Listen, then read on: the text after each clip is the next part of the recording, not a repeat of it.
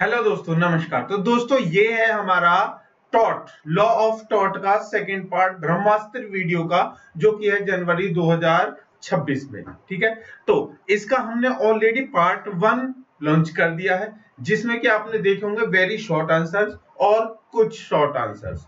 तो short answers की श्रृंखला जो है वो पूरी हो गई थी, लेकिन दो क्वेश्चंस थे, ठीक है, जिनको नहीं हुए थे। तो आज हम उन दो क्वेश्चंस को देखेंगे और साथ के साथ में देखेंगे लॉन्ग क्वेश्चंस के सारे यहाँ पर हम सॉल्यूशंस। तो जल्दी से दोस्तों चैनल को, जो भी नए हमारे दोस्त वो देख रहे हैं, वो जल्दी से चैनल को सब्सक्राइब कर लें, बेल आइकन को प्रेस कर लें, ताकि नेक्स्ट पार्ट आते ही तुरंत आपके पास में पहुंच जाए। और साथ के साथ में वीडियो को कर दीजिए सभी को शेयर। तो बिना देर किए करते हैं स्टार्ट, लेट्स गो।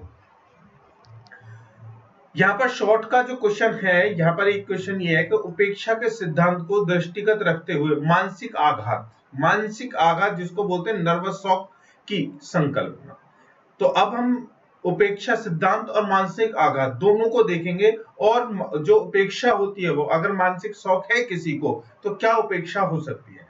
उपेक्षा के सिद्धांत, प्रिंसिपल्स ऑफ नेग्लिजेंस, ऊपर ही मैंने बताया वेरी शॉर्ट में भी कि उपेक्षा जो है, उपेक्षा का सिद्धांत तो वो नेग्लिजेंस का है। ठीक है, और यहाँ पर ये बात चल रही है, क्या किसी को अगर मानसिक कोई पागल है, मानसिक बीमारी है, तो वो गलती कर सकता है डेफिनेटली, क्योंकि सबसे भाई पागल तो कुछ भी करेगा, उसको कुछ नहीं पता होता है। तो उसकी वजह से अगर किसी की हानि होती है तो क्या होगा, वो केस कोर्ट में जाएगा, क्या होगा, वो उसी मिस्ट्री को हम सॉल्व करते हैं। चलिए, उपेक्षा के सिद्धांत, प्रिंसिपल ऑफ नेग्लिजेंस के प्रकाश में मानसिक आघात, नर्वस शॉक की संकल्पना, यह है पूरा क्वेश्चन। इंट्रोडक्शन। नागरिक दायित्व, सिविल लायबिलिटी में नेग्लिजेंस एक महत्वपूर्ण सिद्धांत है। मतलब कि कोई भी व्यक्ति है, मेरा जो भी मेरे जो दायित्व है, जो मेरी जिम्मेदारियां हैं, अगर उनमें से किसी को भी मैं जिम्मेदारी को नहीं निभाता हूं, तो उसका खामियाजा मुझे ही भुगतना पड़ेगा।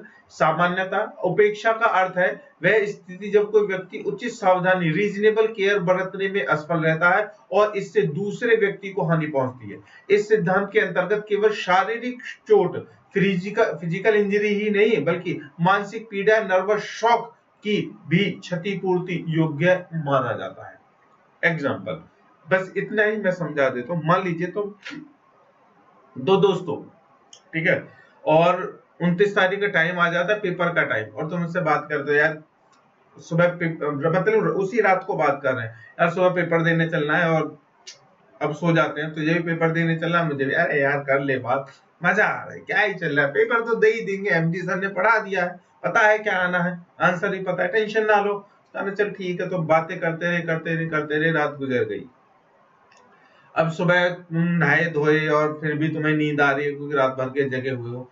यहाँ पर क्या हुई तुम्हारी लापरवाही, क्या हुई लापरवाही, नंबर 1। अब दूसरी बात, अरे यार सेंटर यही तो है, केवल आधे घंटे की दूरी पर है भाई, चल देंगे यार, 10 बजे का पेपर है, 2 बजे से पेपर है, 10 बजे से पेपर है, मान लीजिए 10 बजे से पेपर, चल देंगे, अभी तो 8 ही बजे। वो दूसरा कह रहा है चल भाई चल यार, रात में वैसे ही हम जो है अपनी सिविल लायबिलिटी, नागरिक दायित्व को नहीं निभा पाए हैं, और अब भी हमें ऐसा करने का अधिकार नहीं है, चलते हैं।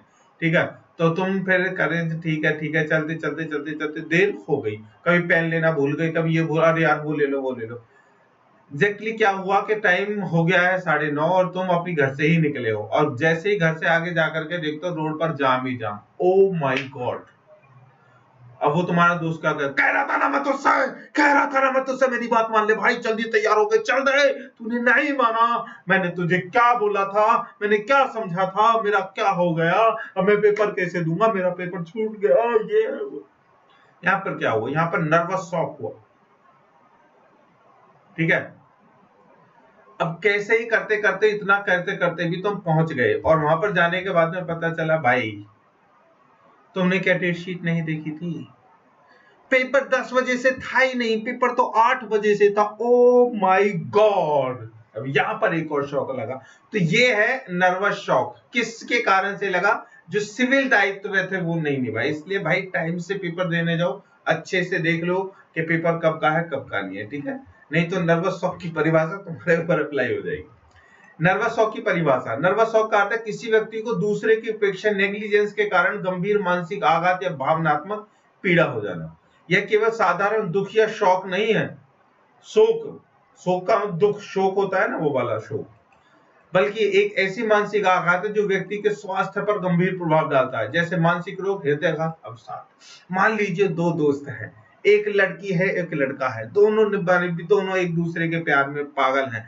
एक लड़की जो है वो लड़की को डेट कर रही है, मतलब दोनों डेट कर रहे हैं, 3 साल हो चुके हैं, फाइनली बहुत अच्छे रिलेशन में आ चुके हैं। एक दिन लड़का जो है वो देखता है, अरे यार मेरी जो गर्लफ्रेंड है, मेरा प्यार है, मेरी बाबू है, वो मुझसे बोल करके गई है कि मम्मी के साथ में मैं जा रही हूँ शॉपिंग करने, और वहां पर देखती है तो एक लड़के के साथ में कॉफी पी रही है, उसकी बाहों में झूल रही है और रोमांस कर रहे हैं। तो वो लड़का क्या हो जाएगा? Shock, nervous shock.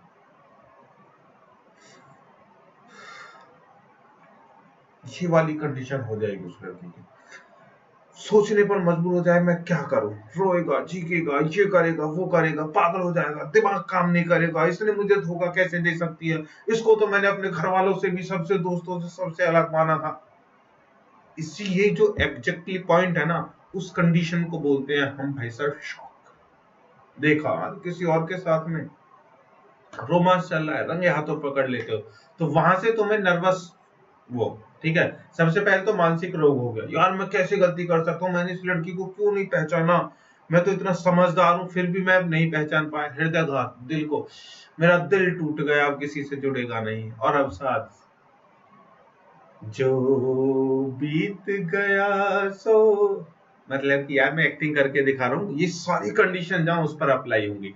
तो यहाँ पर आपको परफेक्ट जो है, मैं मान लेता हूँ कि ये आपको क्या मिल गई होगी, डेफिनेशन मिल गई होगी, समझ भी गए होंगे। चलिए आगे बढ़ते हैं नए कलर के साथ में।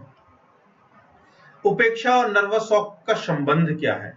देखिए, उपेक्षा के सिद्धांत के अनुसार यदि किसी व्यक्ति की लापरवाही से दूसरे को फोर्सिबल हार्म होता है तो वह लायबल होता है, ठीक है। मतलब कि दो मैंने आपको एग्जांपल बताए, एक लड़की का, एक लड़की लड़के का, और एक दो दोस्तों का।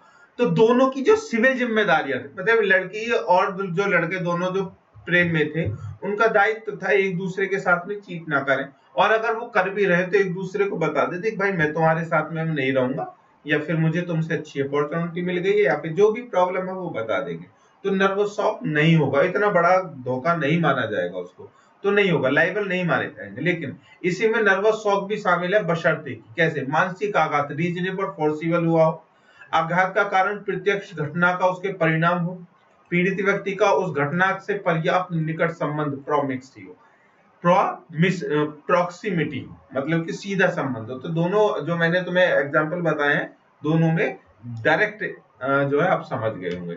चलिए चौथा पॉइंट है प्रमुख न्यायिक दृष्टांत, केस लॉ एग्जांपल्स। भारतीय न्यायालयों में नर्वस शॉक मेंटरी एगोनी से जुड़े प्रमुख केस लॉज हैं। S Meenakshi versus TPN hospitals, arrowed 2023 का मामला है। कोर्ट कहती है district consumer dispute redressal commission, ये कोर्ट का नाम है। फैक्ट्स, अस्पताल की लापरवाही से मरीज को गंभीर नुकसान हुआ। हेल्थ, अस्पताल को 5 लाख मानसिक पीड़ा, मेंटली एगोनी और फिजिकोलॉजिकल ट्रॉमा के लिए क्षतिपूर्ति देने का आदेश दिया गया। उसके बाद में दूसरा केस है जे के संतोष वर्सेस सेल्वा सुराय विघ्नेश राज, 2023 का ही मामला। Court state consumer dispute redressal commission. Facts, real estate company की लापरवाही से उपभोक्ता को आर्थिक और मानसिक नुकसान हुआ। हेल्ड 8 लाख मानसिक पीड़ा और हार्डशिप के लिए कंपेंसेशन भी इसको दिया गया जितनी उसने मेहनत की, ठीक है। तो ये केस जो है न्यू लेकर के आया हूं, गूगल पे आप देख भी सकते हैं। चलिए भारतीय परिप्रेक्ष्य क्या कहता है? भारतीय न्यायालयों ने भी मानसिक अज्ञात को मान्यता दी है। इंडियन एयरलाइंस वर्सेस माधुरी चौधरी 2002। माधुरी चौधरी, ध्यान है आपको, विमान दुर्घटना में मृतकों के परिजनों को कंपनसेशन दिया गया जिसमें मानसिक पीड़ा भी शामिल थी। और एक अभी मोदी राज में जो वो हुआ है मानसिक, अरे मोदी राज में भी हुआ है ना, वो जो क्रैश कर गया था अहमदाबाद में विमान, तो देख लो किसी को कुछ मिला है नहीं मिला। चलिए आगे बढ़ते हैं। मोटर व्हीकल एक्ट और कंज्यूमर प्रोटेक्शन एक्ट अंतर्गत भी मेंटल एगोनी और डैमेज इसमें शामिल किया गया है। मेंटल व्हीकल एक्ट, अगर किसी की बाइक से या किसी के किसी भी मोटर व्हीकल से किसी का एक्सीडेंट होता है, उसकी मानसिक फिर जो पीड़ा है वो बढ़ जाती है, फिर हो जाती है, तो उसमें भी उसको कंपनसेशन दिया जाएगा। मतलब कि सीधा सीधा मतलब ये भाई किसी को अगर चोट लगी है, ऐसी चोट नहीं लगी जो दिखाई देती हो लेकिन दिमाग की हालत उसकी खराब हो गई है। तो निष्कर्ष, इस प्रकार उपेक्षा के सिद्धांत के अंतर्गत नर्वस शॉक एक मान्य संकल्पना है। मतलब कि एक तो नेग्लिजेंस, एक तो उपेक्षा, और ऊपर से फिर नर्वस शॉक भी। तो दो दो भाई, दोनों के दोनों, मतलब वो कहते हैं ना, एक तो करेला ऊपर से नीम चढ़ा। चलिए, एक केवल शारीरिक चोट तक सीमित नहीं है बल्कि मानसिक आघात भी कंपनसेबल है। कोर्ट ने इसे फोर्सिबल और प्रॉक्सिमिटी के आधार पर सीमित किया है ताकि लाइबल अनिश्चित न हो। इसलिए नर्वस शॉक नेग्लिजेंस लॉ का एक महत्वपूर्ण विस्तार है जो आधुनिक न्याय शास्त्र में पीड़ितों को व्यापक संरक्षण प्रदान करता है। ठीक है, चलिए दूसरे क्वेश्चन पर चलते हैं दोस्तों। अगर एक्सप्लेनेशन अच्छी लग रही है, मजा आ रहा हो, तो जल्दी से वीडियो को शेयर कर दो सभी के पास और लाइक कर दो, कमेंट में बता दो सर जी मजा आ रहा है। अब है अपकृत्य और संविदा कॉन्ट्रैक्ट में अंतर। विस्तृत उत्तर करना है इसमें कि टॉर्ट और कॉन्ट्रैक्ट में अंतर क्या है। प्रस्तावना, कानून में नागरिक अपराध सिविल रॉन्ग्स दो प्रमुख रूप सामने आते हैं। मतलब कि जो कानूनी सिविल, मतलब कि कॉन्ट्रैक्ट जो है, ये जो टॉर्ट है, टॉर्टस जो सब्जेक्ट है हमारा लॉ ऑफ टॉर्ट, ये सिविल मामलों में ही आता है, ध्यान रखना, क्रिमिनल मामलों में नहीं आता। मतलब कुछ होते हैं क्रिमिनल मामले भी जिनमें से टॉर्ट भी निकल करके आ जाता है, लेकिन मेनली टॉर्ट का मतलब सिविल मामले ही होते हैं। तो कानून में नागरिक अपराध मतलब सिविल रॉन्ग्स दो प्रमुख रूपों में सामने आते हैं। नंबर एक टॉर्ट्स और दूसरा है संविदा। टॉर्ट और कॉन्ट्रैक्ट, और दोनों ही तुम पढ़ने वाले हो। टॉर्ट आप पढ़ रहे हो और कॉन्ट्रैक्ट जो है 5वें सब्जेक्ट में पढ़ोगे। दोनों ही स्थितियों में किसी भी व्यक्ति को हानि पहुंचती है और कानून उसके लिए उपचार रिमेडी प्रदान करता है, परंतु इन दोनों की प्रकृति, आधार और परिणाम में अलग अलग होते हैं। मतलब दोनों कंडीशन एक जैसी होती है। यहाँ पर कॉन्ट्रैक्ट टूटता है तो तोड़ने वाले को, जो भाई जिससे नुकसान हुआ, उसकी भरपाई होती है। और टॉर्ट है, किसी ने किसी के साथ में अपकृत्य किया है, टॉर्ट किया है, अपकृत्य किया, दुष्कृति की है। देखिए फिर से मैं आपको यहाँ पर बता दूं, चलिए वो आगे क्वेश्चन आएगा तब बता दूंगा टॉर्ट और कॉन्ट्रैक्ट, लेकिन अपना समझ लीजिए कि भाई दोनों का, अगर जो टॉर्ट हुआ या फिर कॉन्ट्रैक्ट हुआ, दोनों में क्षतिपूर्ति दी जाती है। अब यहाँ पर देखते हैं अपकृत्य क्या है, परिभाषा। देखिए अपकृत्य वह नागरिक अपराध है जो किसी व्यक्ति के अधिकारों का उल्लंघन करता है, जिसके लिए कानून क्षतिपूर्ति कंपनसेशन प्रदान किया जाता है। देखिए मान लीजिए यहाँ पर, चलिए पहले अपकृत्य। कृत्य का मतलब होता है दोस्तों कार्य, कार्य, काम। ठीक है, कोई भी ड्यूटी, जैसे हम बोलते हैं अरे यह काम है, करवा काम है कर, और वो काम कर लिया तूने, वो तुम्हें दिया था वर्क कर लिया आपने, ड्यूटी कर लिया आपने, ठीक है, अपनी जिम्मेदारी निभा ली, तो ये सभी काम होते हैं। अब हम कोई भी काम कर रहे हैं, अगर हमारे किसी भी अच्छे या बुरे काम करने से किसी को नुकसान होता है, अदर पर्सन को, तो वो हमसे कहेगा तू काम कर रहा है तो तेरी वजह से मुझे प्रॉब्लम हुई, अब मुझे मेरा हट जाना चाहिए। ठीक है, तो अपकृत्य क्या हुआ, कार्य तो हुआ है लेकिन ऐसा कार्य हुआ है जो किसी और के लिए गलत साबित हुआ है, तो उसको दुष्कृति बोलते हैं, दुष्कृत्य। ठीक है, दुष्ट कृत्य, राक्षसों वाला कृत्य। एक कृत्य तो हो गया जो भाई देवता कर रहे हैं, बहुत अच्छा, सबके लिए मदद कर रहे हैं। एक हो गया जो दानव कर रहे हैं, दुष्कृति। ठीक है, या फिर दुश्मनों के कार्य जो गलत ही होते हैं हमेशा, ये बात है। विशेषता यह कानून द्वारा आरोपित दायित्व, ड्यूटी इम्पोज्ड बाय लॉ से उत्पन्न होता है। देखिए कानून द्वारा आरोपित दायित्व, जो तुम्हारा कानून ने भी तुमसे कहा है कि भाई तुम्हारा कार्य है, फिर तो तुम्हारी जिम्मेदारी बनी ना। कोई भी कार्य है वो कार्य किससे उत्पन्न होता है। देखिए ये एक बड़ा दर्शन शास्त्र का सीधा सीधा सब मतलब है। कोई भी कार्य है वह कैसे उत्पन्न हुआ, कार्य का जन्म कैसे हुआ, दायित्व से हुआ। किससे हुआ, दायित्व से हुआ। और दायित्व का जन्म किससे हुआ, वो जरूरत से हुआ। किससे हुआ, जरूरत से हुआ। और जरूरत किसकी होती है, जरूरत भाई साहब जीवन की होती है। ठीक है, ये जो वो दर्शन शास्त्र है, फिलोसॉफी, उसका ये एक रूल है। तो समझ में आ गया दायित्व क्या है, ड्यूटी क्या है।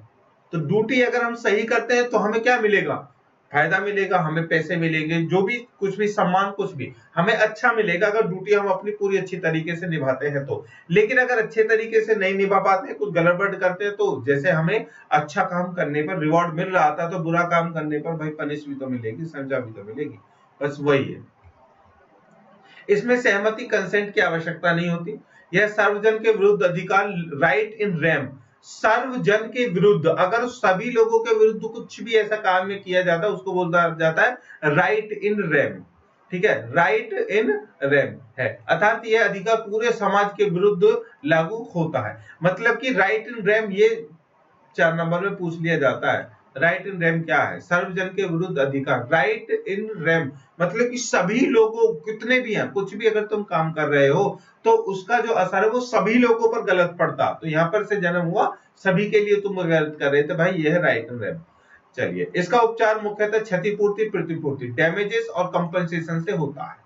उदाहरण, यदि कोई व्यक्ति लापरवाही से गाड़ी चलाकर किसी को चोट पहुंचा दे तो लापरवाही नेग्लिजेंस होगा। यदि कोई व्यक्ति किसी की बदनामी करे तो मानहानि होगी। यदि कोई व्यक्ति किसी की संपत्ति को नुकसान पहुंचाए तो अतिक्रमण, ट्रेसपास या उपद्रव, नुइसेंस होगा। अब ध्यान रखना, टॉर्ट्स के कितने प्रकार हैं। अब ये भी आ जाता है टॉर्ट्स के प्रकार, क्वेश्चन में आ जाता है, तो यहीं से कोई टॉर्ट का पिक्चर बन गया। पहला नेग्लिजेंस, लापरवाही, मानहानि, अतिक्रमण, उपद्रव, ये क्या है? टॉर्ट्स के प्रकार है। पहला प्रकार लापरवाही, अगर ऐसा कार्य करते हो कि तुम्हारी जो काम है, जो कर रहे हो आप, जो भी उसमें लापरवाही बरतते हो तो वो भी टॉर्ट्स हुआ। अगर ऐसा कोई काम करो जिससे किसी की बदनामी हो रही है, तुम्हारे कहने करने से कुछ बदनामी हो रही है तो वो भी टॉर्ट्स हुआ। किसी का जमीन पर तुमने कब्जा कर लिया है तो वो गलत कार्य हुआ। ठीक है, तो ये सारे क्या है? ये भाई टॉर्ट्स के प्रकार भी है। चलिए आगे बढ़ते हैं। अब टॉर्ट समझ लिया, अब संविदा समझ लेते हैं। हालांकि संविदा को तो आप पढ़ोगे भी, लेकिन यहाँ भी हम बता देते हैं। संविदा वह अनुबंध या समझौता, एग्रीमेंट है, मतलब कि अनुबंध, समझौता, एग्रीमेंट एक ही बात है। संविदा शर्त भी है, शर्त। संविदा मान लीजिए, संविदा वह समझौता या शर्त या कोई भी एग्रीमेंट है जो दो या दो से अधिक पक्षों के बीच में होता है और जिसे कानून लागू करता है। मान लीजिए दो लोग हैं, दोनों ने कोई बिजनेस किया है, दोनों के बीच में हुआ भाई आधे पैसे तुम दोगे, आधे पैसे हम देंगे, और नुकसान होगा तो आधा तुम्हारा आधा हमारा, लाभ होगा तो आधा हमारा आधा तुम्हारा, तो ये हम अनुबंध कर लेते हैं, उसको कानून द्वारा लीगल बनवा लेते हैं। ठीक है, तो वो हो गया लीगल, तो इसी को बोलते हैं कॉन्ट्रैक्ट। विशेषता, ये पक्षकारों की सहमति से निर्मित दायित्व, duty created by parties agreement से उत्पन्न होता है। यहाँ पर जो दायित्व होते हैं ना, वो एक दूसरे की सहमति से बनते हैं। इस पक्षकारों की आपसी सहमति होती है। मेंटल कंसेंट, म्यूचुअल कंसेंट आवश्यक है, मतलब कि दोनों बहुत अच्छे से, मतलब कि एकदम सुस्त चुस्त हो। ठीक है, उनको कोई भी मानसिक बीमारी ना हो, किसी ने शराब वराब न पी रखी हो, कोई किसी नशे में ना हो, इस तरह से होना चाहिए कॉन्ट्रैक्ट। या विशिष्ट व्यक्ति के विरुद्ध अधिकार, राइट इन पर्सोनम है, अर्थात यह अधिकार केवल संबंधित पक्षों के विरुद्ध होता है। देखिए ऊपर हमने पढ़ा था राइट इन रेम, रेम का मतलब है सभी के लिए, लेकिन यहाँ पर राइट इन पर्सोनम केवल एक दूसरे व्यक्ति, दो लोग हैं तो एक दूसरे के व्यक्ति के लिए जिम्मेदार है। ठीक है, लेकिन वहां पर जिम्मेदारी सभी लोगों के लिए थी, पूरे समाज के लिए। इसके उपचार में भी क्षतिपूर्ति, विशिष्ट पालन, स्पेसिफिक परफॉर्मेंस और निषेधाज्ञा, इंजेक्शन आदि शामिल होते हैं। उदाहरण, ए ने बी के बीच माल बेचने का अनुबंध होता है, बी भुगतान ना करे तो संविदा का उल्लंघन हुआ, इसको बोलते हैं ब्रीच ऑफ कॉन्ट्रैक्ट। यदि मकान मालिक किराएदार से अनुबंध तोड़ दे, पट्टा अनुबंध का उल्लंघन, ब्रीच ऑफ लीज कॉन्ट्रैक्ट हुआ। यदि नौकरी का अनुबंध तोड़ा जाए तो रोजगार अनुबंध का उल्लंघन, एम्प्लॉयमेंट कॉन्ट्रैक्ट ऑफ ब्रीच। ठीक है दोस्तों, चलिए अब यहाँ पर एक टेबल है, उससे हम और समझ लेते हैं मुख्य आधार क्या है टॉर्ट और कॉन्ट्रैक्ट के। बेसिक आधार टॉर्ट और कॉन्ट्रैक्ट। दायित्व का स्रोत कानून द्वारा आरोपित होता है, इम्पोज्ड बाय लॉ, पक्षकारों की सहमति से, मतलब यहाँ पर जो भी कानून बनते हैं वहां पर लॉ के चलते हैं, कानून के चलते हैं। जो भी दायित्व है वो कानून द्वारा, कर्तव्य जो है वो कानून द्वारा डिसाइड होता है, लेकिन यहाँ पर एक दूसरे से बनते हैं। सहमति आवश्यक इसमें नहीं है, सहमति की, और ये इसमें आवश्यकता होती है। अधिकार का स्वरूप, अधिकार किसका होता है? सर्वजन के विरुद्ध अधिकार होता है, राइट इन रेम, और यहाँ पर एक दूसरे के विरुद्ध अधिकार होता है, राइट इन पर्सोनम। उपचार, रिमेडी, क्षतिपूर्ति, प्रतिपूर्ति। क्षतिपूर्ति, विशिष्ट पालन और निषेधाज्ञा, तीन अलग अलग तरीके से इसके जो है क्षतिपूर्ति होती है। उदाहरण, एग्जाम्पल, लापरवाही, तेज गाड़ी से दुर्घटना, तेज गाड़ी चला रहे थे, लापरवाही हुई, किसी को मार दिया, आप कहते हैं। अनुबंध का उल्लंघन, किसी का आपसे पैसे ले लिए, आपने कहा कि 6 महीने बाद में दे दूंगा, उसके पैसे नहीं दिए, कॉन्ट्रैक्ट था, टूट गया। ठीक है, चलिए निष्कर्ष, इस प्रकार अपकृत्य, टॉर्ट, संहिता दोनों ही नागरिक अपराध, सिविल रॉन्ग्स है, परंतु उनका आधार दोनों का अलग अलग होता है दोस्तों। टॉर्ट कानून द्वारा निर्धारित दायित्वों के उल्लंघन से होता है और समाज के विरुद्ध लागू होता है, जबकि कॉन्ट्रैक्ट दो पक्षकारों की सहमति से उत्पन्न होता है और केवल संबंधित पक्षों के विरुद्ध ही लागू होता है। ठीक है, तो कैसा लगा हमारा ये क्वेश्चन, जल्दी से बता दीजिए। ये क्वेश्चन हमने पहले बताया था कि ये उपताप जो है न्यूसेंस, ये हम ऊपर पढ़ चुके हैं। अब चलते हैं हम सीधा जो हमने नहीं पढ़ा है, मतलब कि हमारे लॉन्ग क्वेश्चंस पर।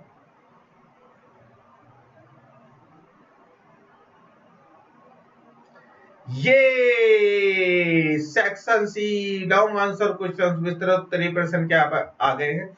अब हम पढ़ते हैं, यहाँ पर थोड़े से डिटेल में 5 क्वेश्चंस होंगे, ठीक है, 5-5 मिनट में इनको खत्म कर देंगे, उसके बाद में हमारा ये सब्जेक्ट हो जाएगा कंप्लीट।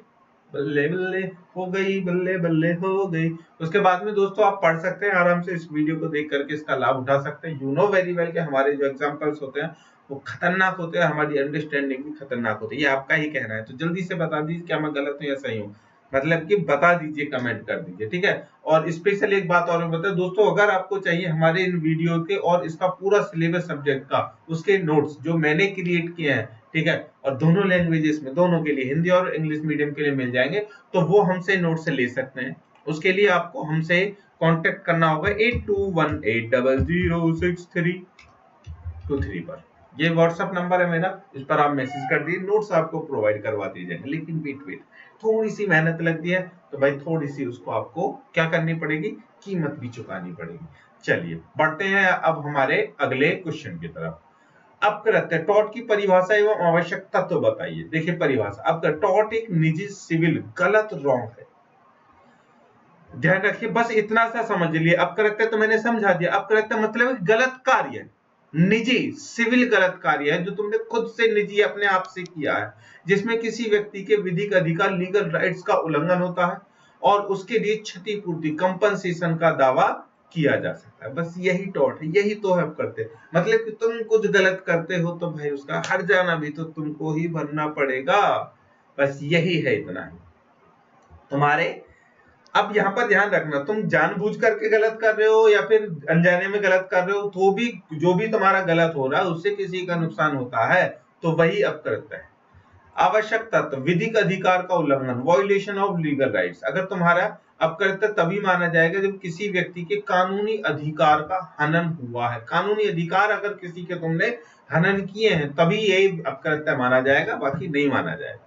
कानून द्वारा निर्धारित कर्तव्य, लीगल ड्यूटी, प्रतिवादी डिफेंडेंट पर यह कर्तव्य होता है कि वह दूसरों के अधिकारों का सम्मान भी करे। हानि या क्षति, प्लेंटिफ को वास्तविक हानि या इंजरी होनी चाहिए, और केवल नैतिक या भावनात्मक चोट पर्याप्त नहीं है। नैतिक चोट और भावनात्मक चोट पर्याप्त नहीं है, ध्यान रखना। नैतिक और भावनात्मक दोनों बहुत बड़ी बात है। भावनात्मक बात, तुम जा रहे थे और तुमने घर बना के गए, घर तुम ये सोच करके गए थे भाई मैं अपनी मंजिल पर 5 मिनट में पहुंच ही जाऊंगा, और तुम जा रहे थे, रास्ते में किसी की बुग्गी जा रही थी और उसका जो बुग्गी थी वो धीरे धीरे चल रही थी, रास्ता था नहीं, तुम कह रहे अरे इसे किसी और रास्ते पे चला ले, तेरे बाप का रास्ता है ये, अरे लेके चलिए सर, तेज चला मुझे निकलने दे। वो कह रहा है भैया देखो रास्ता छोटा सा है यार, मेरी बुग्गी यहाँ पे चल रही है, मैं तो रोज लेके जाता हूँ, थोड़ी देर रुक जाइए, अभी थोड़ी देर मोड़ है, मैं मोड़ लूंगा, आप निकल जाना, मैं कहाँ बचाऊं। तब क्या कह रहे हो, अपकृत्य है ये तेरा, तेरे अपकृत्य की वजह से अपनी मंजिल पर नहीं पहुंचा 5 मिनट में, तो भाई नहीं, तुम्हें बेवकूफ माना जाएगा, ठीक है, तो ऐसा नहीं होता। नैतिक मतलब नैतिक या भावनात्मक चोट हुई ना तुम्हें, उसका कोई फायदा नहीं है। आगे कानून द्वारा प्रतिगम, लीगल रेमेडी, अपकृत्य के लिए क्षतिपूर्ति कंपनसेशन या अन्य कानूनी उपाय उपलब्ध होना चाहिए। महत्व, अपकृत्य का उद्देश्य पीड़ित को राहत देना है, यह समाज में अनुशासन और न्याय बनाए रखने का साधन है, यह व्यक्ति के अधिकारों की भी रक्षा करता है। चलिए आगे देखते हैं कि अपकृत्य के आधार पर बांट डालने का अधिकार कब समाप्त हो जाता है। देखिए अगर तुम्हारे साथ किसी ने अपकृत्य कर दिया तो उसके ऊपर तुम केस करोगे, लेकिन कौन सी ऐसी कंडीशन है भाई जिसमें तुम केस भी नहीं कर सकते हो, तुम्हारा जो अधिकार केस करने का वो समाप्त हो जाता है कब, देखिए जब किसी व्यक्ति के विधिक अधिकार का उल्लंघन नहीं हुआ, ठीक है, मतलब किसी के विधिक कानूनी अधिकार का हनन नहीं हुआ है, केवल नैतिक हानि या सामाजिक पीड़ा एक्शनेबल नहीं है। ध्यान रखना, सामाजिक और मानसिक पीड़ा एक्शनेबल नहीं है। यदि कोई कार्य कानून वैध है तो उसके विरुद्ध वाद नहीं डाला जा सकता, ठीक है। इसके लिए मैं बेहतरीन एग्जांपल बताता हूं दोस्तों। जब मैं लॉ कर रहा था, ठीक है, तो हमारा एक कॉलेज था जो सिकंदराबाद में है, ठीक है, भाई उन्होंने हमारा सेंटर जो है दूसरे कॉलेज में भेजा, ठीक है, जो कि सिकंदराबाद में है, काका गर्ल्स कॉलेज है, वहां पर हमारा सेंटर भेजा गया। वहां पर हम पेपर देने के लिए गए। अब पेपर में यू नो वेरी वेल, आपके लिए बहुत इंपॉर्टेंट बात है, बहुत जरूरी है। देखिए पेपर में हमारे लिए मिलता है 3 घंटे का टाइम, और 3 घंटे में जो इतना हम याद करके जाते हैं ना, वो लिखते लिखते हम पागल हो जाते हैं, लेकिन फिर भी टाइम नहीं बचता। अब उसमें क्या होता है, कॉलेज वालों का जिम्मेदारी ये बनती है, कॉलेज वालों का कार्य ये बनता है, एग्जामिनर हॉल में जितने भी टीचर्स उन सबकी जिम्मेदारी ये बनती है, वो हमारा ध्यान रखें और हमारा टाइम की वैल्यू करें, हम क्या कर रहे हैं इस पे ध्यान। अगर हम गलत कर रहे हैं तो हमसे कह सकते हैं भाई गलत मत करो। तो वहां पे क्या होता है, देखिए आप फर्स्ट टाइम में जा रहे हैं, मैं बता रहा हूं हमारे साथ में एक्चुअली क्या हुआ था। हम वहां पर गए, बिल्कुल ठीक है गए, जाने के बाद में हमारे पास में हम पहले वेट करते रहे। एक तो पेपर हमें जो है कॉलेज वालों का कॉलेज वालों ने पता नहीं उनके पास में घड़ी थी या नहीं थी, इतने ही गरीब थे, ना घंटा ठीक से बजा उनका, ठीक है। तो तकरीबन 7 मिनट तो पेपर लेट हो गया था, मैंने खुद देखा था अपना, 7 मिनट पेपर लेट दिया। उसके बाद में 7 मिनट तो वो गए हो गए, कोई बात नहीं। उसके बाद में वो कॉपी चेक करने के लिए आते हैं, कॉपी चेक करते हैं 1 घंटे में। उसके बाद में 2-2 सीट आती है हमें सिग्नेचर करने के लिए, 2-2 सीट आती है, चलो ठीक है वो करते हो रहे हैं। उसके बाद में हुआ बवंडर, अब वहां पर जांच टीम आती है भाई साहब, सभी बच्चों को उठा रही है, उठा करके भाई कपड़ों को चेक कर रही है, जूतों को उतरवा रहे हैं। हमने कहा भाई जूतों को क्यों उतरवाना है, ये कौन सा ये आईएएस पीसीएस का एग्जाम हो रहा है, हमारा टाइम क्यों बर्बाद करो भाई, जूते उतारेंगे, जूते पहनेंगे, 5 मिनट लग जाते हैं, 10-10 मिनट पूरी क्लास में। और फिर एक एक बच्चे पर अगर 5 मिनट दोगे तुम 1 घंटा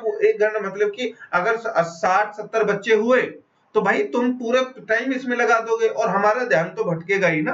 हम पेपर भले ही लिखने में लग रहे हैं, लेकिन तुम पड़ोस की सीट पे बात कर रहे हो, वो तुमसे बात कर रहा है, वो कह रहा है अरे सर मैंने नहीं कहा, मैंने नहीं कहा। अब इसी बात पर होकर के हम भड़क गए। हमने कहा तुम्हारा क्या अधिकार है, हमें बाधा डाल रहे हो भाई, तुम चेकिंग नहीं करो, चेकिंग करो, आकर के देखो, पहले 2 मिनट पीछे से सब। यार मैंने भी जो है बोर्ड में नौकरी की है, यूपी बोर्ड में मैंने पेपरों के पेपर भी चेक किए हैं, मैं एग्जामिनर भी रहा हूं, सभी रहा है। हमारा एक कर्तव्य एग्जामिनर का, हॉल एग्जामिनर का ये कर्तव्य बनता है कि तुम्हारे किसी भी तरह से किसी भी बच्चे का अधिकार इतना सा भी नहीं गायब हो, क्योंकि तुम्हें तो मिलेंगे 40-45 रुपए पर घंटे, ठीक है 3 घंटे के पेपर के, लेकिन हम वहां पर अपना अधिकार 3 घंटे देने के लिए जा रहे हैं, तो किसी का कोई हक नहीं बनता कि वो हमारे उन 3 घंटों को छीने। ठीक है 10-5 जो कॉपी भी चेक होती है ना, वो कॉपी चेक होने का अधिकार उनका पेपर बंटने से पहले का होता है, 5 मिनट पहले 15 मिनट पहले वो बुलाते हैं ना, तो उस समय पर कॉपी चेक कर लो। उसके बाद में कर भी रहे हो तो ठीक है, कॉपी चेक करने में कितने मिनट, 1 मिनट भी नहीं लगता, लेकिन उसके बाद जो वो गलत करते हैं ना, वो गलत है। हमारे साथ में ऐसे हुआ, हम सारे के सारे भड़क गए पूरे टीचर पे, सारे टीचर्स थे, टीचर के डी एमडी एमडी सब आ गए, प्रिंसिपल प्रिंसिपल, वो हमसे कहने लगे कपड़े भी उतरवा लिए भाई। एक हमसे एक लड़का था हमारा दोस्त, उससे कहने लगे कि वो जूते उतारो और ये उतारो। हम कह लगे सर जूते क्यों उतारेंगे, जुराब क्यों उतारेंगे, इतना हमने कभी नहीं देखा भाई। फाइनल ईयर में, हम फाइनल ईयर का हो रहा था, हमने इससे पहले तुमसे भी बड़े बड़े कॉलेजेस में हमने पेपर दिए, वहां पर ऐसा नहीं हो। दूसरा ऊपर से तुम्हारा कैमरा लग रहा है यार, कैमरे में देख लो कि हम चीटिंग कर रहे हैं नहीं कर रहे हैं, चीटिंग लेकर आए नहीं, पकड़े तो कॉपी सीज हो जाती है। ध्यान रखना कॉपी सीज हो जाती है, कोई चैटिंग मीटिंग मत लेकर के जाना भाई गलती से भी। फाइनली ये हुआ, क्या हुआ कि भाई बहुत सारा टाइम हो गया, और इसके ऊपर हमने आवाज उठाई कि हम इस कॉलेज के खिलाफ जो है वो एक्शन लेंगे। लेकिन अब वही है ना कि चोर चोर मौसोरे भाई, हमने अपने कॉलेज से कहा, कॉलेज, अरे उन्होंने हमारे कॉलेज के हमारी मैडम मैडम जो सर्वर थे वो आ गए, ठीक है, वो भी 1 नंबर के बड़े वाले ही थे, उनको बुलाया। मैं उनमें जाकर के मैं कह रहा था मैम ये गलत कर रहे हैं, मैं बच्चों से बोल रहा था, 1 घंटा खत्म किया हमारा, 2 घंटे में अगर हम, मैं 2 घंटे में क्या ही लिख पाएंगे, बैक आ गई तो कौन जिम्मेदार होगा। ऊपर से पेपर ऐसा था जो आउट ऑफ सिलेबस आया था, बहुत हंगामा हुआ। फाइनली मैंने ये रियलाइज किया दोस्तों कि चोर चोर मौसेरे भाई, उन लोगों ने जो किया वो किया, हमसे कहा ठीक है हम इनके खिलाफ एक्शन लेंगे, हम तो एक्शन खुद ले सकते हैं, इतने हम नहीं नहीं हम नहीं लेंगे, तुम मत लो, ये लो और ये करो, हम करें भाई। डरपोक, हमारा कॉलेज भी डरपोक था, उन्होंने कुछ नहीं किया। और मैं आज भी कहता हूं भाई ऐसे कॉलेजों का तो कुछ नहीं होने वाला, जहां पर अगर तुम्हारा टीचर भी तुम्हारा अगर अधिकार के लिए नहीं लड़ सकते ना, तो फायदा नहीं है ऐसे कॉलेज में। और भाई सिकंदराबाद में ऐसे कॉलेज कूट कूट करके बने, ठीक है, जो लॉ कॉलेजेस हैं वो कूट कूट कर भरे हैं, ठीक है। चलिए, तो ये मैं क्या कह रहा हूं, यहाँ पर क्या है, यहाँ पर हमारा अधिकार भी छीना, लीगल राइट्स भी छीना, कानूनी राइट्स भी छीना, मानसिक प्रताड़ना भी हमें हुई, और हमारा नुकसान भी हुआ, लेकिन हमें कुछ नहीं मिला, कुछ नहीं मिला। तो हम यहां पर जो है क्या कर सकते हैं, उनके विरुद्ध वाद डाल सकते हैं, लेकिन हमें रोक दिया हमारे ही कॉलेज वालों ने, ठीक है, हमारे ही कॉलेज वालों ने कहा इनके ऊपर एक्शन लेंगे, लेकिन कुछ नहीं हुआ। का कॉलेज जो है उसमें भी खूब अच्छे से वो जाते हैं, क्या कहते हैं, एग्जाम जो है मतलब कि वहां पर होता है, वो भेज देते हैं कि भाई उनसे करो, और कॉलेज भी ऐसा ही। तो भाई अपने अधिकारों के लिए लड़ो। मैं आज जो बात कह रहा हूँ आज तक मैंने नहीं कही, लेकिन अभी बात याद आ गई तो वो गलत है। अगर आपके साथ में कभी भी ऐसा होता है ना, भाई पीछे मत हटना, कोई और तुम्हारे साथ होना हो, हम साथ हैं। उसके बाद से आज तक मेरी जो मैडम है उनसे मेरी आज तक नहीं बनती, मेरी कॉलेज से नहीं बनती। उसके बाद मैंने बोल दिया तुम बेकार हो, कुछ नहीं है, केवल तुम्हें क्या चाहिए, पैसा चाहिए, और बच्चों का ना कोई तुम अधिकार देते हो ना बच्चों के लिए कर सकते हो। उसके बाद से मैं कभी कॉलेज नहीं गया, ठीक है, छोड़ो। चलिए आप ध्यान रखना, लेकिन विधिक अधिकार की अवहेलना और हानि का संबंध। सिद्धांत, विधिक अधिकार की अवहेलना जब होती है तो हमें हानि का जो हानि हुई है उससे क्या संबंध है। डेमनम साइन इंजूरिया, हानि बिना अधिकार का उल्लंघन, वो मैंने ऊपर बता दिया था। और इंजूरिया साइन डेमनम, पहले उसमें मैंने बता दिया था, ठीक है। चलिए मतलब फिर से पढ़ लेते हैं। यदि किसी व्यक्ति को हानि होती है लेकिन उसकी कानूनी अधिकार का उल्लंघन नहीं होता तो यह अपकृत्य नहीं माना जाएगा। उदाहरण, किसी नई दुकान के खुलने से पुरानी दुकान की बिक्री कम हो जाना।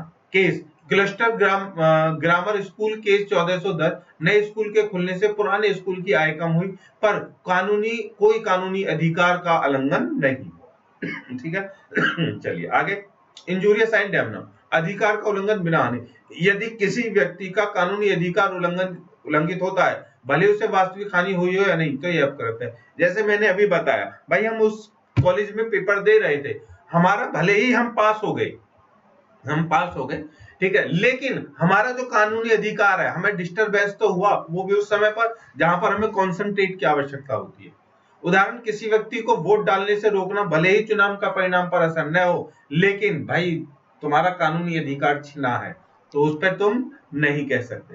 केस आशे वी वाइट 1703, प्लेंटिफ को वोट डालने से रोका गया, कोर्ट ने कहा कि यह एक्शनेबल टॉर्ट है, इस पर तुरंत एक्शन होना चाहिए। चलिए आगे बढ़ते हैं प्रश्न नंबर 2 पर। देखिए ये इकलौता प्रश्न है जो इस पेपर के जो है 30% भाग को लिए पड़ा है, ध्यान रखना, उपभोक्ता संरक्षण अधिनियम, क्योंकि ये जो सब्जेक्ट है वो टॉर्ट प्लस कंज्यूमर प्रोटेक्शन है और एक्ट भी है, ठीक है। तो इस क्वेश्चन को बिल्कुल भी मिस करना बहुत इंपॉर्टेंट है।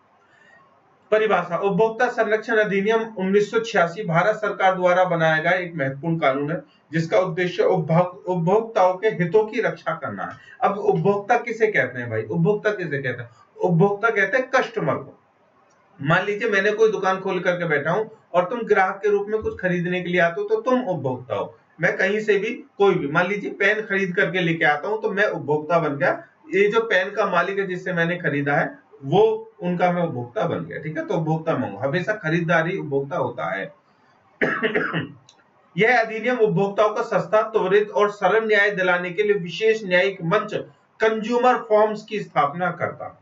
इसमें उपभोक्ताओं की अनुचित व्यापार व्यवहार, दोषपूर्ण वस्तुओं और सेवाओं से बचाने का भी प्रावधान होता है। मतलब कि क्या करता है उपभोक्ता संरक्षण अधिनियम का, एग्जैक्टली क्या करता है भाई, इसने एक कोड बनाई हुई है कंज्यूमर फॉर्म। जब भी किसी खरीदार के साथ में कुछ धोखा हो जाता है, कुछ भी हो जाता है, उसको तुरंत सरल और सस्ता न्याय दिलाया जाता है, ठीक है।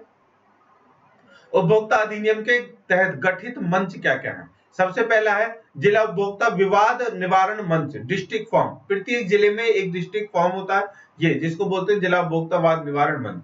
यहाँ वे मामले सुने जाते हैं जिनमें वस्तु या सेवा मूल्य और क्षतिपूर्ति की मांग एक निश्चित सीमा पूर्व में 20 लाख तक, संशोधन के बाद अलग सीमा तक होती है। मतलब कि कोई भी अगर मामला 20 लाख तक का है तो वो यहाँ पर जाते हैं। इसका अध्यक्ष कौन होता है, जिला न्यायाधीश इस स्तर की व्यक्ति ही होता है, मतलब कि डिस्ट्रिक्ट जज लेवल का ही व्यक्ति होता है। राज्य आयोग, स्टेट कमीशन, प्रत्येक राज्य में स्थापित होता है, राज्य आयोग बता रहे हैं, ठीक है। वे मामले यहाँ सुने जाते हैं जिन मूल्य की क्षतिपूर्ति की मांग जिला मंच की सीमा से अधिक होती है। साथ ही जिला मंच के निर्णय के विरुद्ध अपील भी यहाँ की जाती है। अध्यक्ष उच्च न्यायालय के न्यायाधीश स्तर का कोई व्यक्ति होता है। मतलब डिस्ट्रिक्ट लेवल पे छोटी कोर्ट होती है, यहाँ पर मान लीजिए हाई कोर्ट लेवल की कोर्ट होती है। और एक होता है राष्ट्रीय आयोग, नेशनल कमीशन, केंद्र स्तर पर स्थापित होता है। यहाँ वे मामले सुने जाते हैं जिनमें मूल्य और क्षतिपूर्ति की मांग राज्य आयोग की सीमा से अधिक होती है। साथ ही राज्य आयोग के निर्णयों के विरुद्ध यहाँ अपील की जाती है। अध्यक्ष सर्वोच्च न्यायालय के न्यायाधीश स्तर का व्यक्ति यहाँ पर होते हैं। अब यहाँ के लिए शिकायतें कैसे लिखी जाती हैं दोस्तों? शिकायत दर्ज करने की विधि, सबसे पहले शिकायत जो है लिखित रूप में होनी चाहिए। दूसरा, इसमें निम्न बातें स्पष्ट रूप से लिखी होनी चाहिए। मतलब कि मान लीजिए अगर किसी ने आपके साथ में खरीदारी करते समय कुछ धोखा कर दिया है तो आप शिकायत कैसे लिखेंगे? इस तरह से लिखेंगे।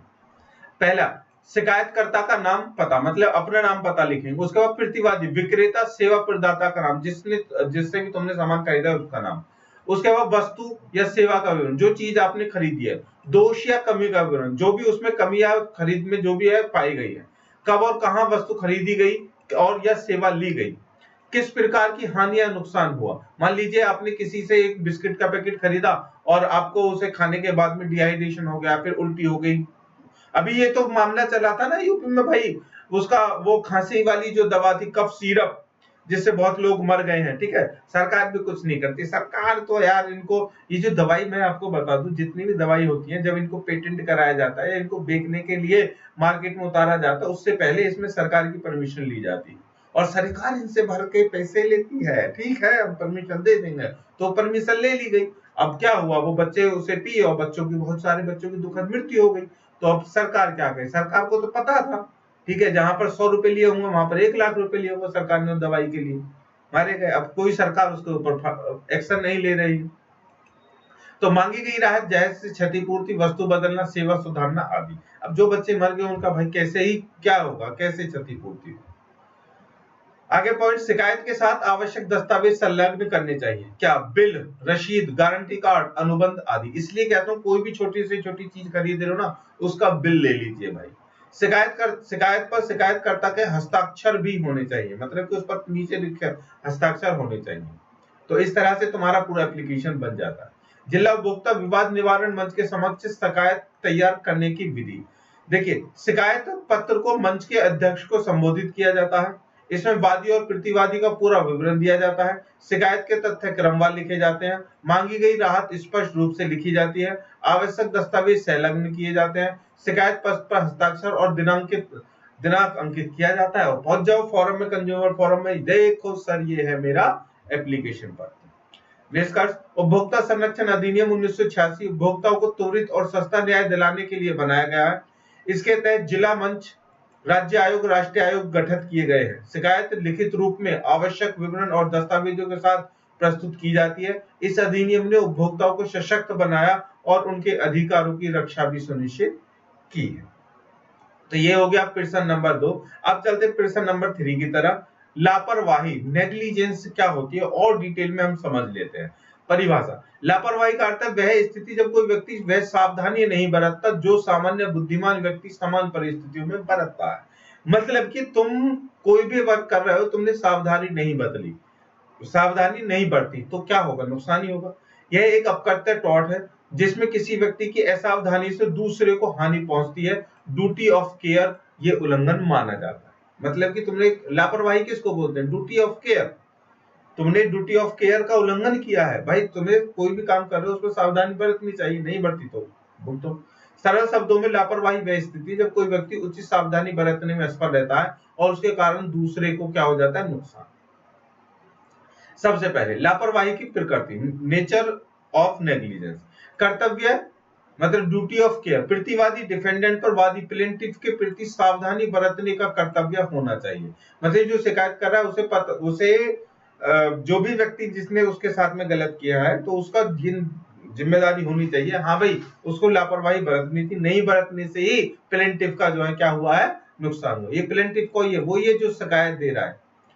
कर्तव्य का उल्लंघन, ब्रीच ऑफ ड्यूटी, प्रतिवादी ने वह सावधानी नहीं बरती जो अपेक्षित थी।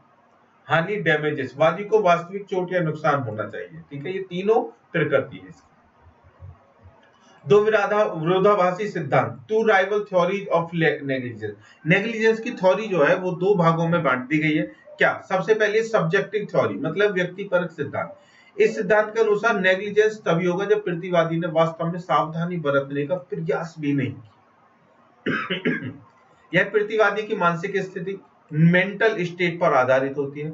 यदि उसने ईमानदारी से सावधानी बरतने की कोशिश की लेकिन असफल रहा तो नेग्लिजेंस मानी नहीं जाएगी।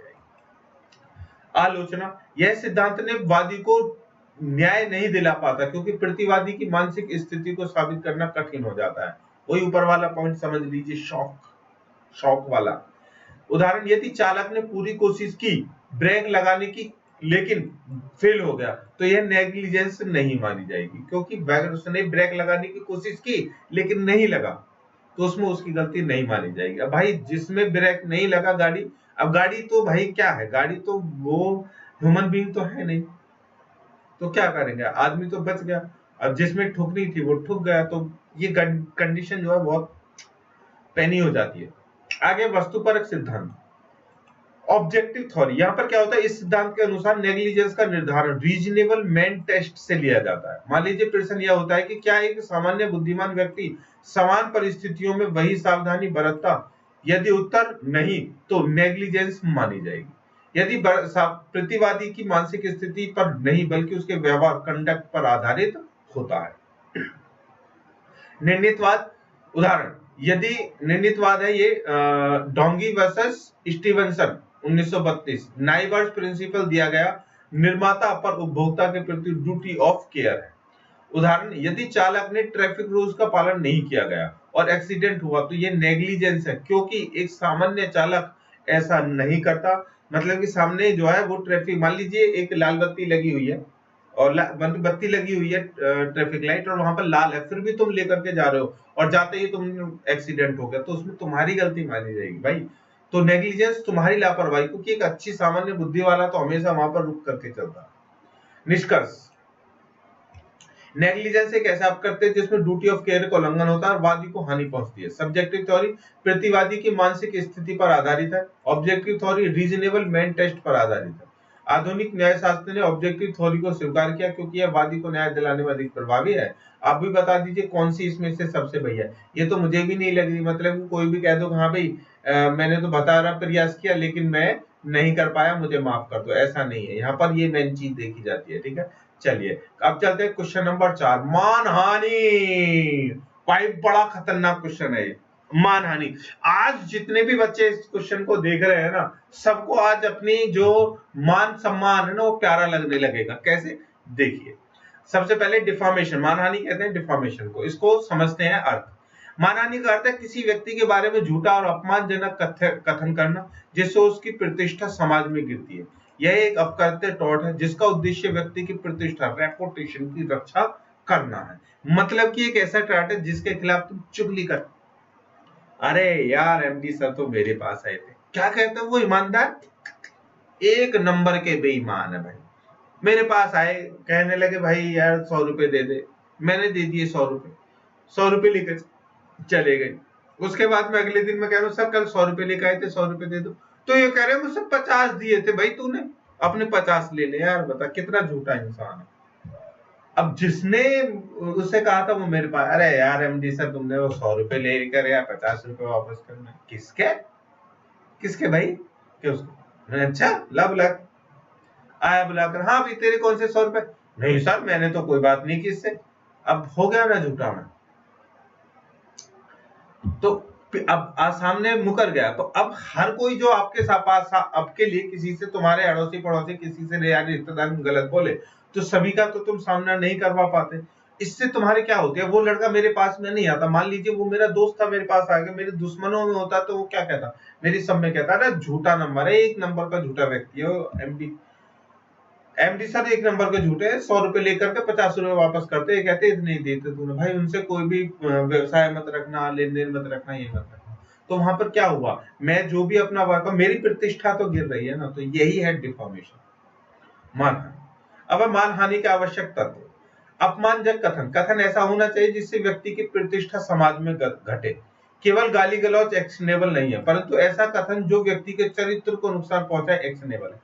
मतलब कि हम ये मान ले कि हम किसी को भी गाली गलौज कर सकते हैं, अबे ऐसे कर सकते हैं, नहीं कर सकते यार, ये नैतिकता के खिलाफ है, लेकिन कानून चल जाता। वादी से संबंधित, रेफरेंस टू प्लेंटिव, कथन वादी प्लेंटिव से के बारे में होना चाहिए। यदि कथन किसी समूह के बारे में है और प्लेंटिव उस समूह का हिस्सा है तो वह भी दावा कर सकता है।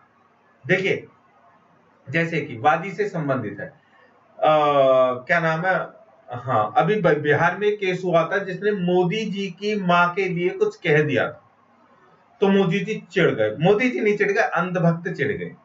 देखिए, मैं ये बात मानता हूं कि भाई बीजेपी सरकार में मोदी जी ने, ठीक है, इस देश में कुछ किया ना किया हो, एक चीज में तरक्की की है।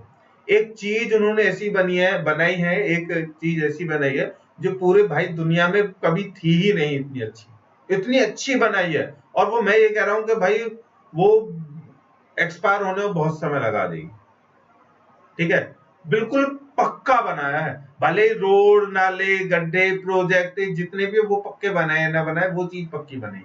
पता है क्या नाम उस चीज का? अंधभक्त। ठीक है, तो अब अंधभक्तों ने क्या किया कि बिहार में जब इलेक्शन का टाइम था, तो उन्होंने भैया बिहार के जो अपोजिट सरकार थी उनको गाली देना, कांग्रेस को, उनको सबको, कि इन्होंने मोदी की माँ का अपमान किया है, माँ का अपमान किया है। भाई जब मोदी जी भरे संसद में जाकर के दूसरों की माओ के लिए गलत गलत कहते हैं, वो अपमान नहीं है। मुझे अपने मुंह से नहीं कहना चाहिए, कह रहा हूं तो मुझे और गलत तो लग रहा है। पता नहीं भाई जादू कर रखा है मोदी जी ने। चलिए, उनका कोई जादू नहीं है, जो जादू चल रहा है वो सही है। आगे बढ़ते हैं। तो मतलब, और एक और बाइट आई थी कि राहुल गांधी के ऊपर मानहानि केस कर दिया था। किसने कर दिया था? बीजेपी वालों ने। लेकिन बीजेपी वाले जो वो हैं, क्या नाम, अमित शाह, टकले भैया, ठीक है, टकले ही कहता हूँ। वो पता है कब से कहता हूँ? उस दिन से जिस दिन संसद भवन में खड़े होकर के अमित शाह ये कह रहे हैं कि लोगों में ट्रेंड बनना, अम्बेडकर अम्बेडकर अम्बेडकर। अरे यार, तुम तो कुछ भी नहीं हो जैसे वो ग्रेट महान है, ठीक है। भगवान को नहीं देखा, लेकिन वो थे तो मान लीजिए कि इस दुनिया में भगवान है। और अब नया वो ट्रेंड लेकर के आ रहे हो, कहे मेरा बच्चे जो है, मेरे पोते स्कूल को वो लेकर के जाते हैं, भगवान वो हनुमान चालीसा बता रहे थे, क्या बता रहे थे? ठीक है, तो भाई हनुमान चालीसा पढ़ाओ, हमने कहा गलत नहीं है, पढ़ाओ, अच्छी बात है, हनुमान चालीसा पढ़ाओ, लेकिन स्कूल में कुछ सीखने के लिए जा रहे हैं। हनुमान चालीसा तो तुम घर में भी पढ़ा सकते हो, घर में भी सीख सकते हैं वो बच्चे। स्कूल में पढ़ने जा रहे हैं, कुछ दुनिया में नया साइंस विज्ञान कुछ करने जा रहे हैं। तो ये सारी चीजें क्या है, ऐसे चक्करों में नहीं पढ़ना है। मेन पॉइंट यही है कि अगर कुछ नहीं होता ऐसी शिकायतों पर, क्योंकि वहां पर यह सिद्ध करना मुश्किल हो जाता है कि भाई वादी से संबंधित कथन था या नहीं था। तो अगर डायरेक्टली किसी से संबंधित उसमें दिखता है तो ही उस पर केस हो सकता है, वरना नहीं। प्रकाशन कथन किसी तीसरे व्यक्ति तक पहुंचना चाहिए। यदि कथन केवल प्लेंटिफ को कहा गया है तो मानहानि नहीं है। मतलब कि मैं तुम्हें बुला करके अपने पास, भले ही नीच, कितना भी नीच कर लूं, कितना जलील कर लूं, ये मानहानि नहीं है। लेकिन दो लोगों के बीच में अगर तुम्हें सामने कर रहा हूं तो ये नीचता।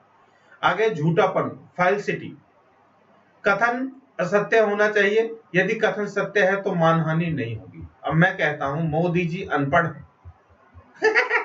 अनपढ़ तो नहीं है भाई, वो बहुत वो है, लेकिन इतना भी जरूर कहूंगा भाई, उसने 35 साल तक भिक्षा मांग करके भी नहीं खाया है।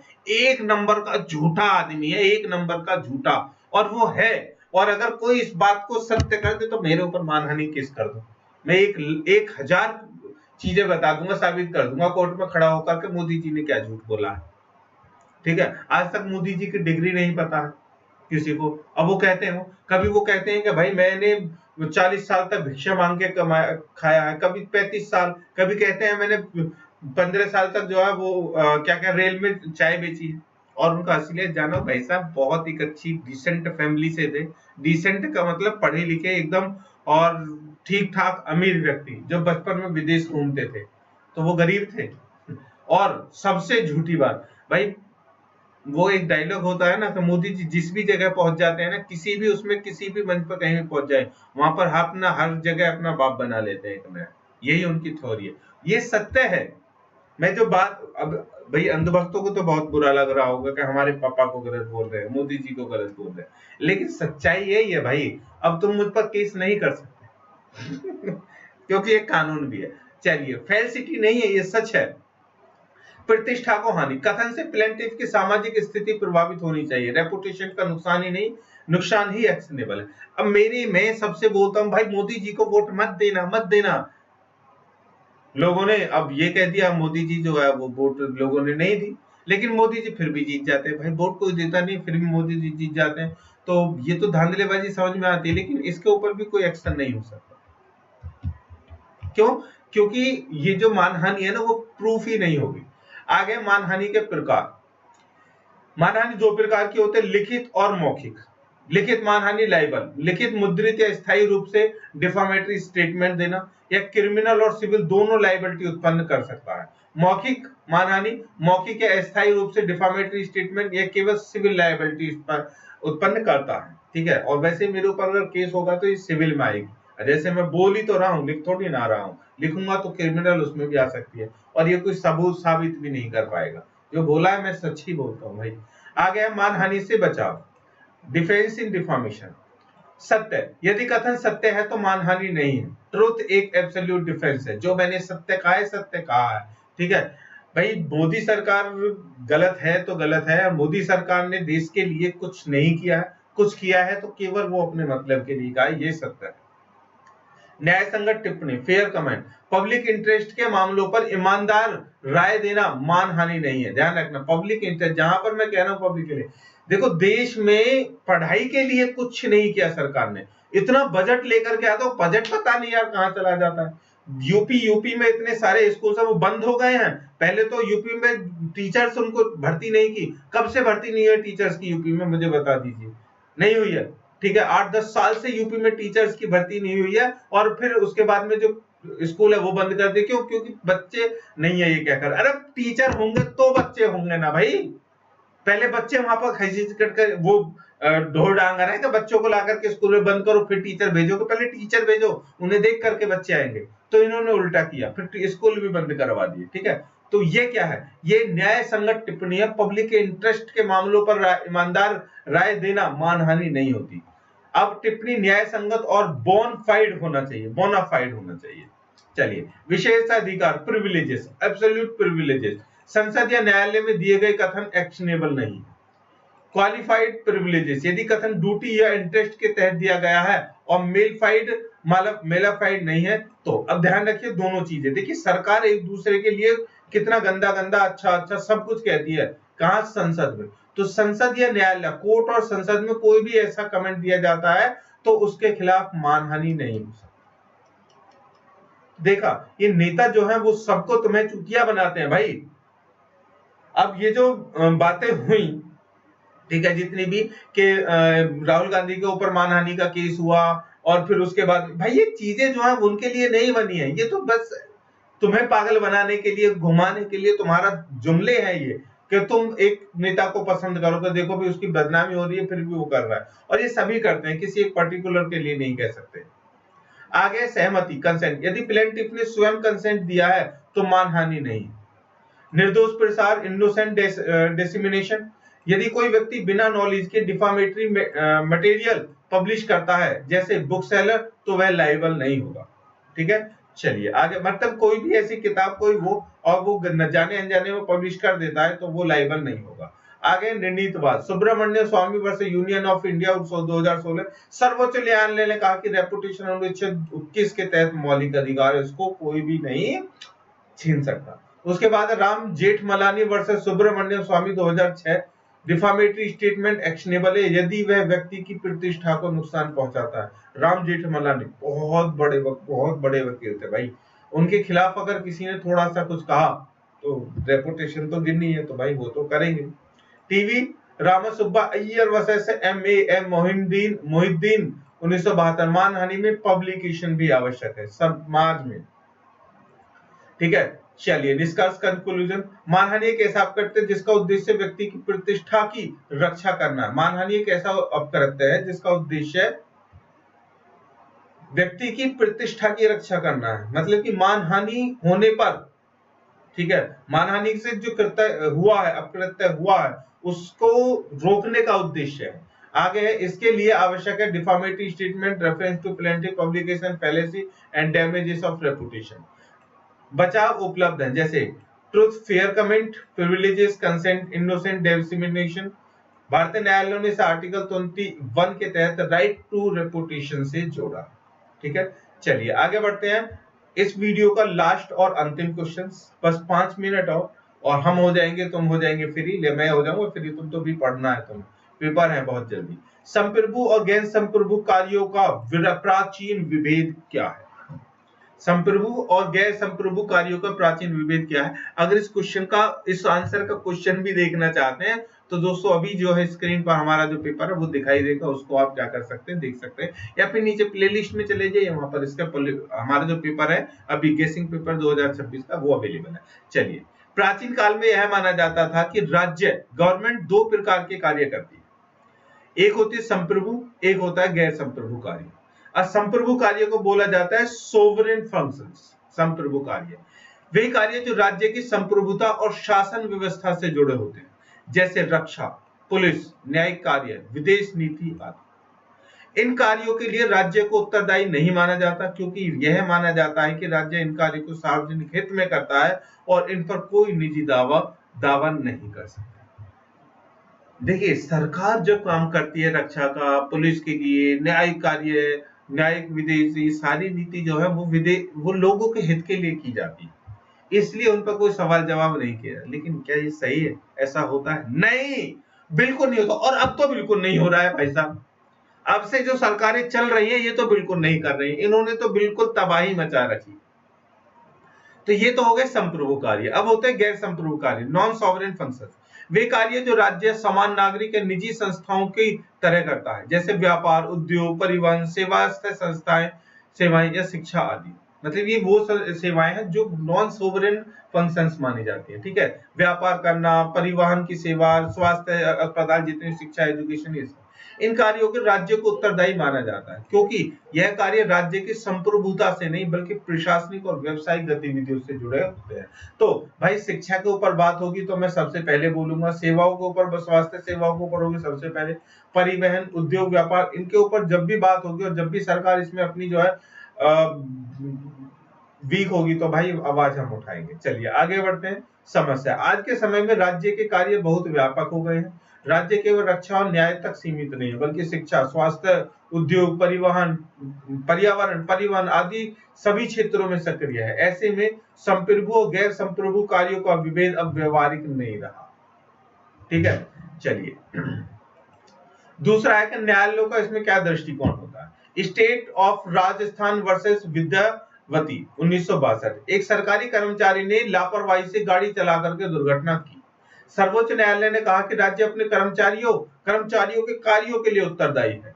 यह निर्णय नागरिकों के अधिकारों की रक्षा के पक्ष में ही था। दूसरा है Kasturi Lal versus state of UP 1965। Police ने सोना जब्त किया और बाद में वह चोरी हो गया।